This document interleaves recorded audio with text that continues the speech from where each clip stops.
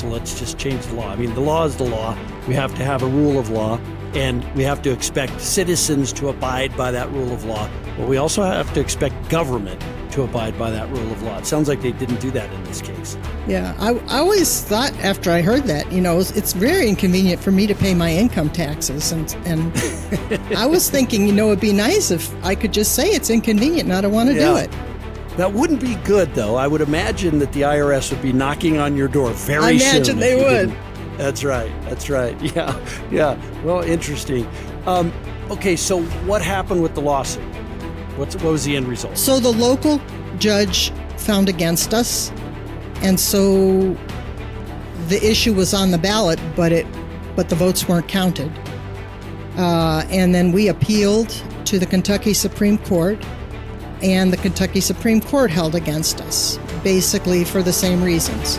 Americans are capable of achieving extraordinary things when they have the freedom and opportunity to do so. This is American Potential. And here's your host, Jeff Crank. Well, thank you for joining us for another episode of American Potential. We're so glad to have you. If you haven't watched our videos on YouTube, I would encourage you to do that. I know many people listen to the podcast on whatever their favorite podcast platform is, and we value that and we appreciate you doing it. And it's great when you're driving in the car, you can just turn it on and listen. But if you get the chance, you should go to YouTube and watch our videos there. You can just simply go to YouTube, type in American Potential. We have our own channel. You can subscribe to that channel and you can see every single episode that we release as it releases on YouTube in full video.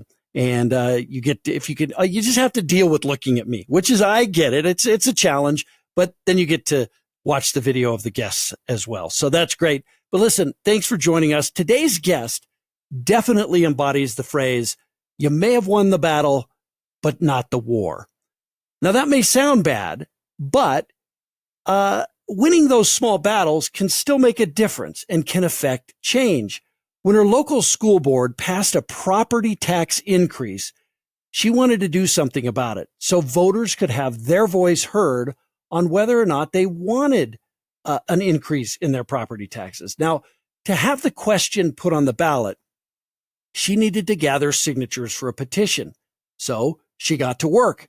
The state she lives in had passed a law to allow for digital signatures, which was helpful because this was all happening during 2020 when the pandemic was in full swing.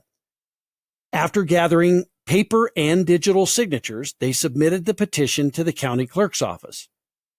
And it was certified, so the question could go on the ballot. But this is when the legal issues started with the teachers union. So what happened with her case? And how did her getting involved lead to a bill being introduced in the state Senate? I want to welcome Resa Camoriano to the show to tell her story. Thanks for being with us. How are you today? I'm good. Thank you very much for having me. Yes. Now, first of all, I understand you're a beekeeper. I'm always enthralled by beekeepers. What's your greatest beekeeping story? Oh gosh, I don't know. It's an adventure all the time. One of the most fun things we do is we go out and catch swarms. So if there's a swarm in your neighborhood, give us a call. You'll come get it, huh? Yeah, we'd come get them. That's great. You have to have been. Do beekeepers get stung? Well, on Saturday, I got stung a couple of times on this wrist. We were feeding sugar bricks to the bees. Make sure they don't starve before the pollen and the nectar come in. Gotcha. Well, that seems like it might be kind of similar to feeding steak or leftovers to bears or something. Are you sure that's something you want to do? No, we try to take good care of our bees. Yeah. I bet you do. Well, great. I'm fascinated by that. Now, let's talk about the tax increase that was passed and how the school board was allowed to do this. Okay. Well, under Kentucky law, each school board can pass its own tax increase. And so that's what they did. They passed a tax increase and it was a huge one. And tell you, I really don't know exactly. I still don't have the right numbers to know exactly how big of an increase it was, but I know it was like around 11.5%. So it was a big one. And we felt as though the people ought to have a voice, that there should be some accountability. So we organized, we tried to follow all the steps in the law, and we organized a petition committee and went to the county clerk's office and got the ball rolling. And then we started gathering signatures. We had to gather 35,000. And we gathered a lot more than that. And we threw out about 13,000 that were duplicates or no good. So it was a lot of work, and especially during COVID. But a lot of people in the community got together. We had a lot of people, contacting everyone they knew and trying to get the word out. And so we gathered enough signatures, or so we thought, and we brought them to the county clerk, and they certified it. So, Resa, I'm fascinated by this story because, one, I love the fact that, you got involved in this, and it takes people like you, right, to get involved in things like this. Now, I live in the state of Colorado. Colorado has a law called the Taxpayer Bill of Rights. It was put into our Constitution many years ago, and I'm a strong supporter and have spent many years defending that Taxpayer Bill of Rights. But what it says is, if a school board or a city or the state wants to increase taxes, they have to go to the voters and ask them to approve that tax increase. That's part of what Tabor does. There's other spending caps within it and things like that. But to me, it's foreign to me to live in a state where a school board can just meet and go, well, we're going to just raise taxes on people, and they do it. But that happens in Kentucky, or that happened at least regularly in Kentucky, correct? Right. And the only part we can petition to vote on is the amount that's more than 4%. Yeah. So there's no way to stop them from going up at 4%, but above 4%, right, we can petition and get it on the ballot. But that wasn't the case before you got involved in this, right? I mean, before that, could a school board just go in and pass a tax increase of any size? Yes. I mean, we didn't change the law at that point. I mean, we used the law the way it was, and and the law permitted the people to petition for anything over 4%. And so that's what we were doing. So, and this is, to me, this is out of all the questions I'm going to ask, this is probably the most important. Why did you decide to do something about this? Because that's what we got to get to, is we've got to get people to understand, to be more like you, to get engaged and just say, because most people see this and they go darn school board did this, and they grouse about it. But what made you decide, you know what, I'm just going to fight back? Well, because I'm probably a little crazy. Well, I for years said somebody should do something about this. Somebody should do something about this. And nobody ever did. And so a group of us got together and decided, well, we'll be the somebodies and we'll do it. And so we did. And it was quite an experience. It was an adventure. Yeah. Yeah. I love that. I always said somebody should do something about this. So you decided to do something because nobody else stepped up to do it. I want to ask, how about at the beginning of that process? Like when it first got passed and you first were looking at this, was it hard getting other people and organizing a group that would oppose this and that would go out and get these signatures? Because you obviously didn't gain all 38,000 signatures yourself. You had to kind of create and build a coalition of people. Was that a difficult project? Well, once I got the word out, people came out of the woodwork to help me because everybody was upset about the tax increase. Yeah. So it was more a matter of letting people know. And once people knew, they were calling and they were asking what they could do to help. And people volunteered to hand out flyers and what else they could do, make phone calls. So we got quite a big group pretty fast. Right. Now, you were able to gather 38,000 signatures. Yes. First of all, when you started thinking about it, did that seem insurmountable to you? Like, man, that's a lot of signatures. I don't know how I, Resa, am going to get this done? Did that occur to you? Like, this is a Well, big challenge? I had never done it before, so I had no idea how hard it would be. Then I thought, well, we give it a try. What do you have to lose? Try. Yeah. Just give it a try. And then the more you get into it, the more you want to hit that number. We posted, Sure. we set up a web page and we posted a graph of the number of signatures we had gotten. And so people were cheering us on, every day. And we really were working hard to make it. We had a very short period of time to get those signatures. And so we really worked hard. Yeah. And I imagine looking back on it, if you would have known at the beginning what it would have actually taken to do it, you maybe it was good that you were a little bit naive to what the process would be, right? Probably I would say, back. Yes, that's very true. It's sometimes it's good not to know everything. There were a lot of challenges that we had not anticipated, but people came to our rescue. Once you get the ball rolling and they can see that you're authentic and you're really trying to do the right thing, a lot of people step up. Yeah. Man, that's I just love this story. You were able to gather 38,000 signatures. Talk about how you were able to gather those. What did you do with those signatures? And is that the total number you needed valid? So you must have had to do way over the 38,000, right? No, well, we needed 35,000. Oh, 35. Okay. And we got, I don't remember the exact number, but we got about 38 that we had checked. We checked every signature. Sure. And tried to make sure that everyone we got was valid. So now I'm losing track. Yeah. How did we get so many? Was that your question? That's right. Yeah. How did you go about getting them? Well, one thing that I used a lot was Facebook ads.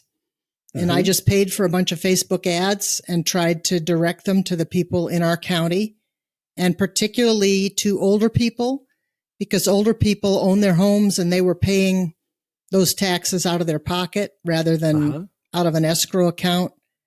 And they really knew what they were paying. And a lot of them were on fixed incomes and it was really hurting them. So I tried to direct to the people who were most likely to be responsive. And that worked pretty well. We went to where people were voting. Remember in COVID, everything changed. Instead of going just to your precinct, there was a large voting area where everybody from the city went. This was for the primary. And so we set up a booth outside after people voted and gathered handwritten signatures there. And we got quite a few at that. And we just kept after it. We just kept going till we got the number. We enlisted groups all over the county, different groups that had been politically active, pitched in. So it started with you, but I guess that core grew, right? Did you have a core group of people who just really became involved and committed? And if you did, how big was that group? Well, in order to do this, by law, you have to have a committee of 5 people. Okay. So we started with our committee of 5 people. Yeah. And then we just got out there and beat the bushes, and how did you grew. Resa, let me even back up. How did you know you had to have a committee of 5 people? You just did the research and said, if we want to oppose this issue and pull a petition. I mean, you just started looking that stuff up. Right. I read the law. Excuse me. I started reading the laws and tried to follow everything we were required to do. And one of the requirements was a 5-person petition committee. Yeah. And you'd never done anything like this ever before? No, I'd never done a petition before. Oh, this is so great. So you submitted all these petitions, signatures. Yes. And then what happened?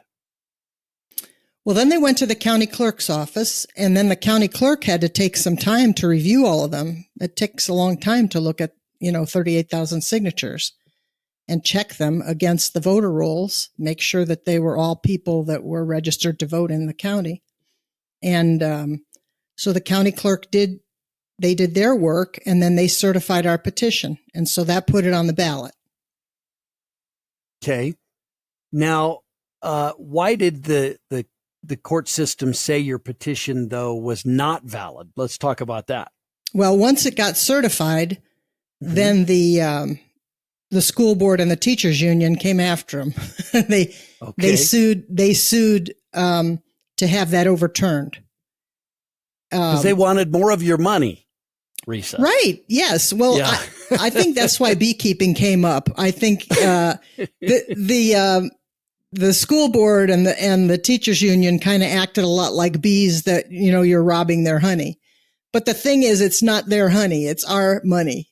And they shouldn't be treating it as if they own it. They ought to be accountable to us. So, yeah. Anyway, that's where we were.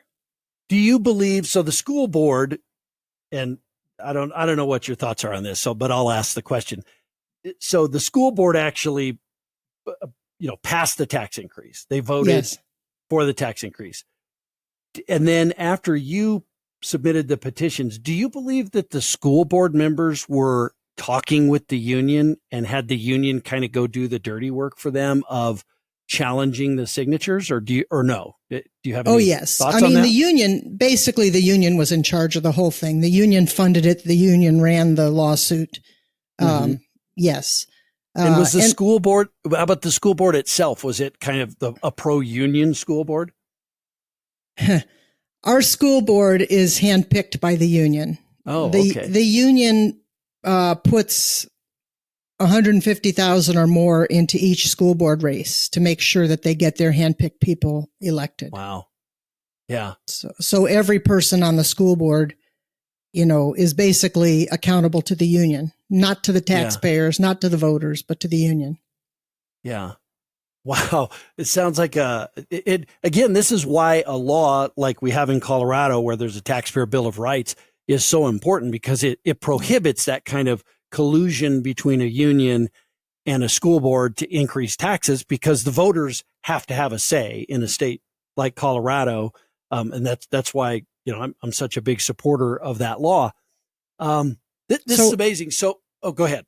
Well, I think you asked, why did they overturn it? Why did the court overturn it? Right. Well, for a few reasons. One, a big reason was they said we didn't do the digital signatures properly.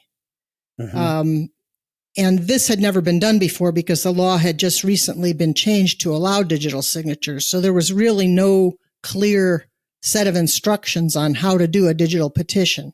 And they said we didn't have enough security in place to make sure that the people who were signing it were really who they said they were, and that sort of thing. So that was a big part of why they overturned it. They also said that in some cases, I tried to do everything right, but I had never done this before. So in order to try to make it easier for the county clerk's office, like on the handwritten signatures, I wrote in pencil above the signature. If a person's handwriting was bad, I would print above it what it said, so that it would make it easier for the county clerk. And they said that I was committing fraud by doing that. And so they tried to throw out a lot of the signatures because of that. So for those two reasons. And then what was kind of funny was, once we got into it, we found out that the entire tax increase had been done illegally. The school board had not followed the law when they passed the tax increase. Right. One of the requirements is that you have to wait for the property tax rolls to be certified so that you can give proper notice of what the amount of the tax increase is. Well, they didn't do that. I don't know if it was because of COVID or whatever that the certification was running late, but they just blew it off and passed the tax increase anyway, and gave improper notice, illegal notice, didn't do anything according to the law. And, we brought that up. Lawyers helped us pro bono in the lawsuit, and they raised those issues.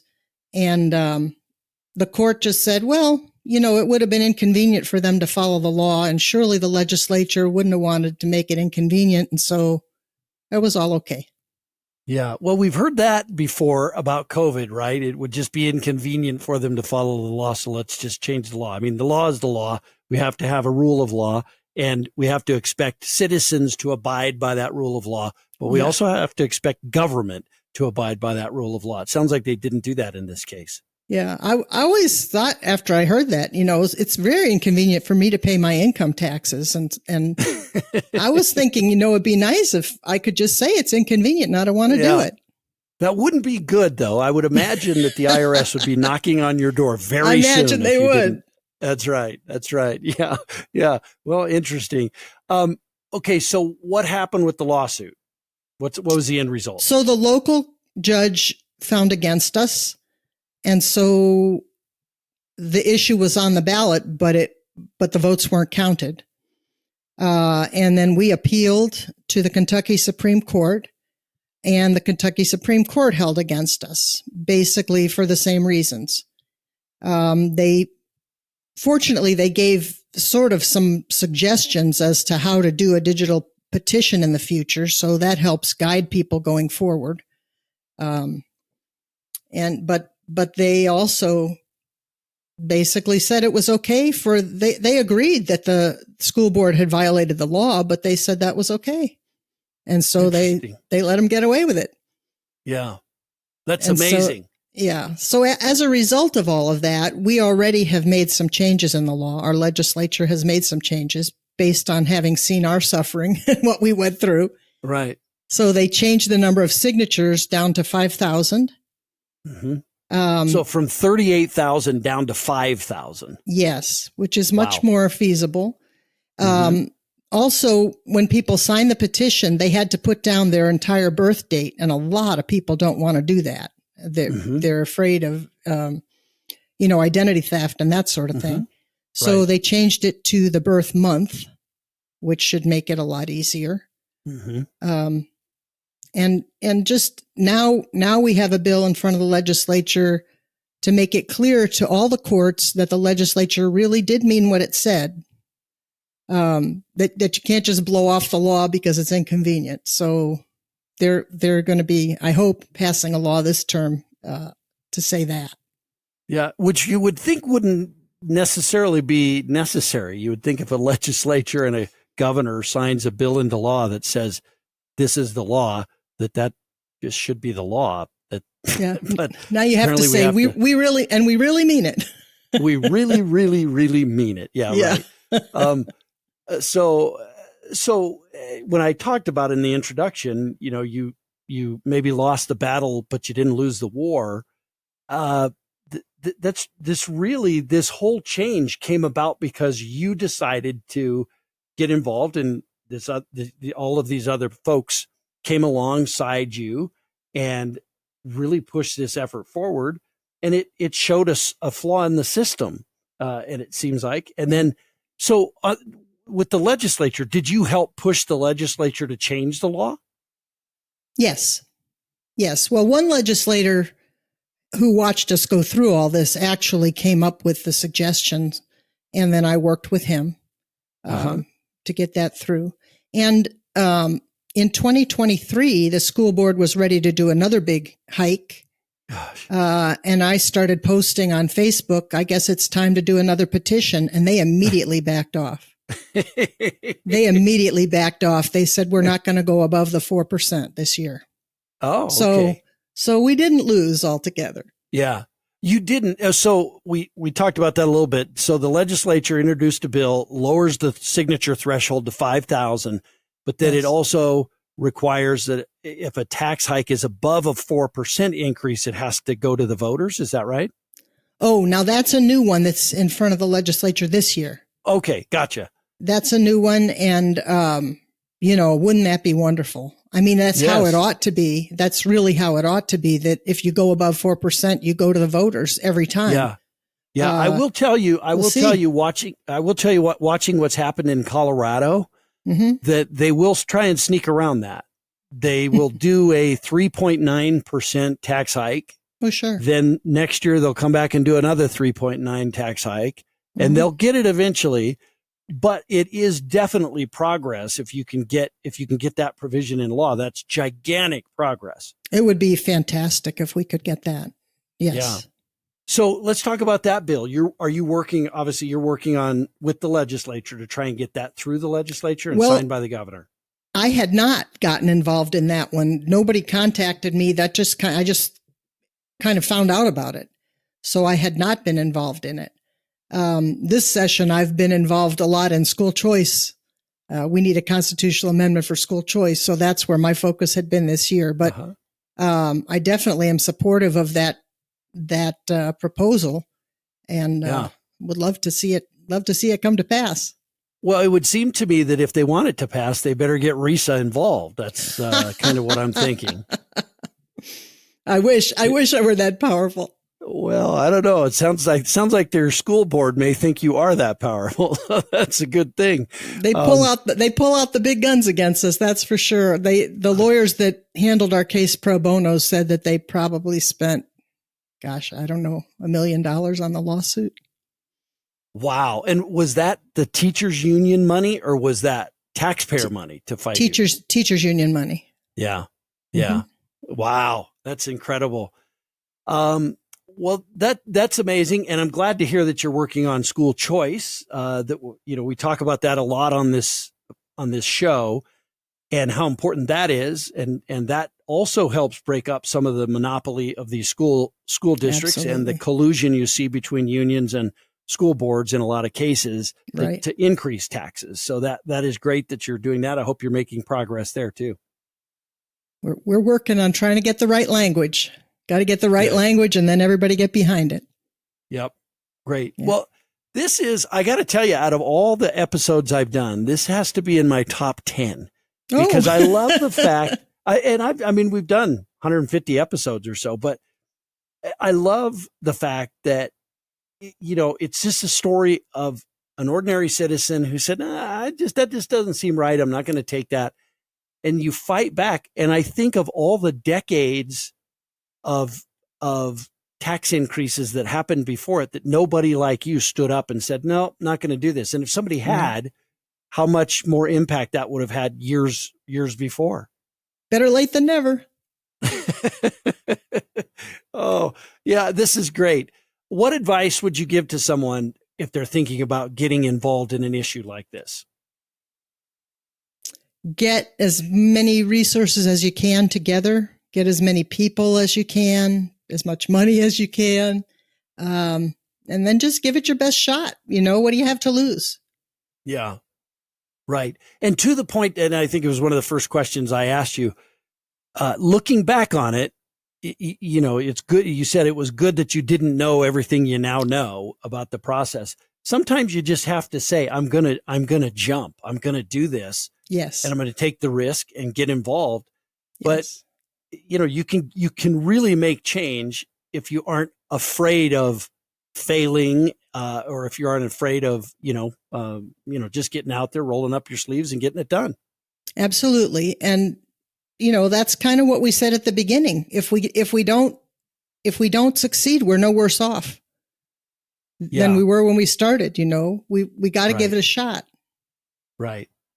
Has the school board, your school board in your area, have they done more tax increases? I know you said that they were going to and then kind of backed off. Are they still trying?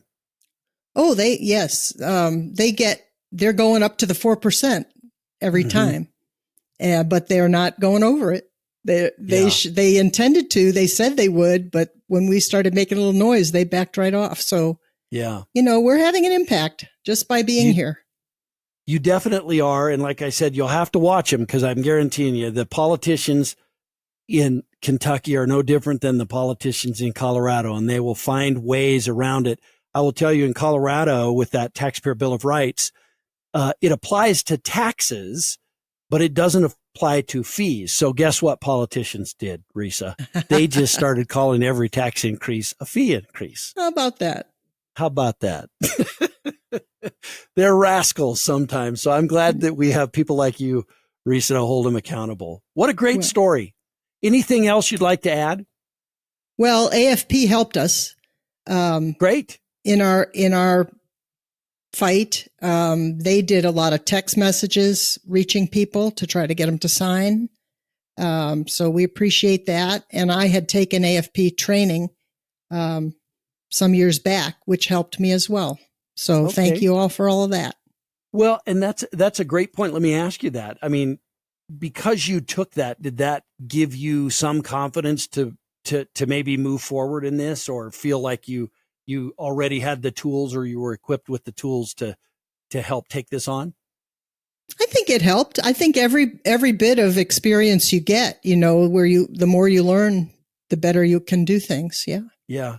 And did you call, once you saw this issue, did you reach out then to Americans for Prosperity and say, hey, we've got this issue. Can you help us? Is that how that relationship happened? Well, we're in communication all the time. We're still involved all the time with AFP. So great. Yeah. Great. So you're an AFP activist. I love it. That's a great one. Well, it's just such a great story, Resa. And I thank you so much for telling the story, but just for being involved and for making a difference. So thank you so much for all you've done on this issue. Well, thank you very much for highlighting it. And we keep trying. We keep trying. You got it. And you just keep watching them, because, that's they're going to try it again. Oh, yeah. All right, Resa, thanks for joining us. Appreciate it. Thank you very much. You bet. Now, listen, this is such a great story. It highlights what a difference one person can make if they choose to get involved. And Resa is a great example. She was, out of all the people in her school district, any one of them could have stood up and said, nope, not going to take this anymore. I'm going to stand and fight and do something different. But nobody did. It was Resa who did. And then, of course, there were many other people who saw that and said, yep, I'm with you. And an army was built, and they made a big difference. What a great story that happens all over America. We need to tell these stories. That's what this podcast is about. If you have a story like that, send us an email, jeff@americanpotential.com. I would love to hear from you. Tell us your story. We'd love to highlight it. It's probably as compelling as Resa's is. And again, go out there and make a difference. This is how you make a difference in your community, and you fight back against the excesses of government coming and trying to take more of your hard-earned money at a time when you need it in your pocket, not in theirs. Liberty and freedom, they're easily taken away. Don't let people take away your liberty and freedom. Go out there, defend freedom, defend liberty. Thanks for joining us. Thank you for listening to American Potential. You may listen to more stories from Americans working every day to expand freedom and opportunity in their communities by visiting AmericanPotential.com.